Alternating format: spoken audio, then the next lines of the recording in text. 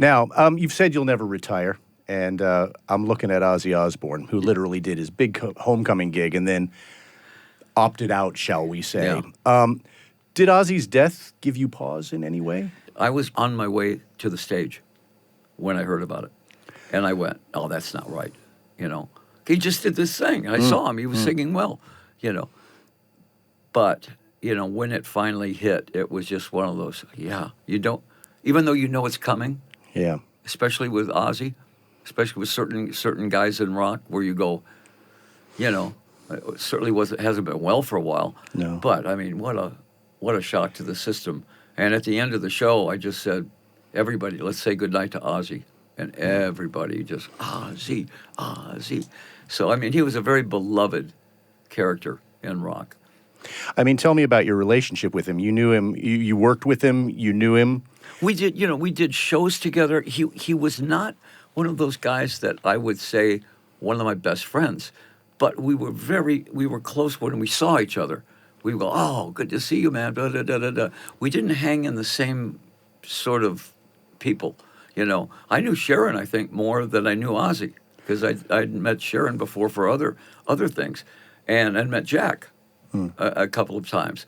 Ozzy and I did 4 or 5 things together. He sang on Hey Stupid, you know, and did a lot of. We did Brazil together, a soccer stadium down there together, and things like that. But there was never that, let me call Ozzy. Right. You know, there was never that thing. I just respected him, and I think we had a mutual respect for each other. We had a lot of the same players. I mean, the great thing about being a lead singer without a band is that you get your pick of, you know who the guitar players are, you know who the drummers are, you know who the bass players are. So between us, we had the same drummer at one time. We had, you know, you get your pick of the litter.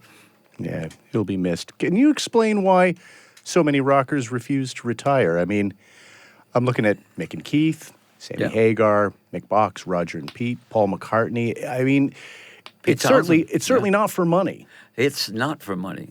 We could have retired 30 years ago when it comes to financially. It's not that. You're either a lifer or you're not. I've always been a lifer, you know, and Ozzy was a lifer. McCartney, like you said, the Stones. The Stones are doing it because they love to do it. McCartney, if McCartney wasn't playing in his big shows, he'd be in a pub band somewhere because he just loves to play. I mean, has nothing to do with the financial part of it. Dylan does 200 shows a year. You know, what? Because that's what he loves to do, you know. So Townsend, I mean, the Who are going back out. Yeah. Great. Yep. Townsend is still really angry at his guitar.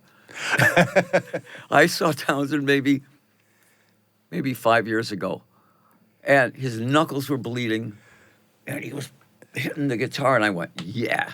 I said, I tell every young band, they said, what should we do? I said, go see Pete Townsend, go see Green Day, go see the Foo Fighters. These are the bands that bring it every night.